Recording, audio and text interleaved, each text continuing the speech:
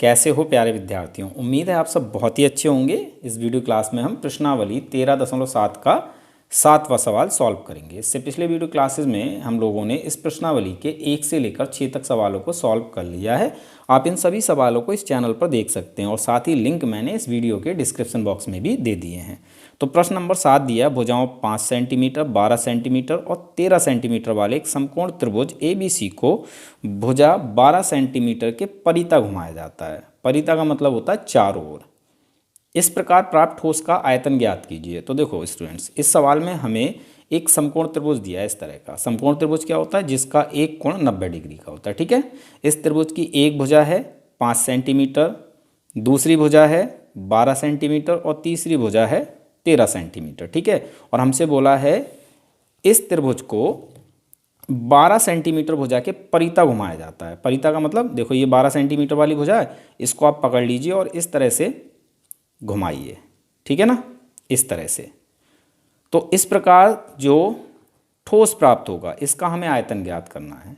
तो हमें इस प्रकार से किस तरह का ठोस प्राप्त होगा भाई? शंकु के आकार का ठोस प्राप्त होगा। ठीक है, जिसमें 12 सेंटीमीटर वाली भुजा ये हो जाएगी शंकु की ऊंचाई, क्योंकि हमने इसको पकड़ कर घुमाया है, और ये वाली 5 सेंटीमीटर ये हो जाएगी शंकु की त्रिज्या। ठीक है, तो चलिए सवाल को सॉल्व करते हैं।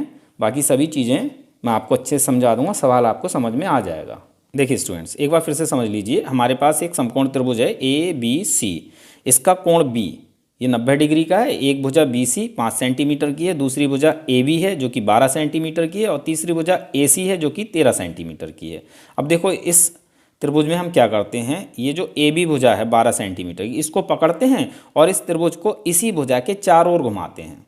तो जब हम इस भुजा के चारों ओर इस त्रिभुज को घुमाएंगे तो हमें कुछ इस प्रकार की आकृति प्राप्त होगी, शंकु के आकार की आकृति। ठीक है, अब हमने क्योंकि AB भुजा को यानी 12 सेंटीमीटर भुजा को पकड़कर इस त्रिभुज को इसके चारों ओर घुमाया, तो ये वाली भुजा यानी AB 12 सेंटीमीटर वाली भुजा ये इस शंकु की ऊंचाई हो जाएगी, और BC यानी 5 सेंटीमीटर वाली भुजा ये इस शंकु की त्रिज्या हो जाएगी, और AC यानी 13 सेंटीमीटर वाली भुजा ये इस शंकु की त्रियक ऊंचाई हो जाएगी। ठीक है, हमें इस शंकु का आयतन ज्ञात करना है। तो इसके लिए हमें क्या क्या ज़रूरत होती है आयतन ज्ञात करने के लिए? एक तो त्रिज्या की ज़रूरत होती है और एक ऊंचाई की ज़रूरत होती है। ठीक है, तो हमारे पास दोनों ही चीज़ें हैं। शंकु की त्रिज्या यानी R 5 सेंटीमीटर है और शंकु की ऊंचाई यानी H 12 सेंटीमीटर है। तो हम शंकु का आयतन आसानी से निकाल लेते हैं।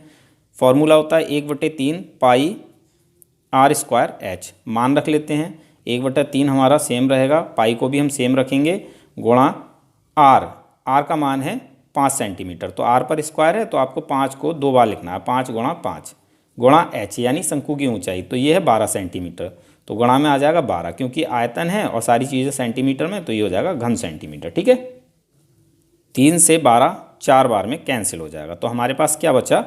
पाई गुणा 5 गुणा 5 गुणा 4, 55 25 25 चौक 100, 100 गुणा पाई 100 पाई 100 पाई, और ये होगा आपका घन सेंटीमीटर। ठीक है, तो इस प्रकार जो हमें ठोस प्राप्त होगा, इस ठोस का आयतन होगा 100 पाई घन सेंटीमीटर। यही हमारा उत्तर हो जाता है। तो उम्मीद है सवाल आपको समझ में आ गया होगा। मिलते हैं अपने अगले वीडियो क्लास में, तब तक के लिए इस वीडियो को देखने के लिए धन्यवाद।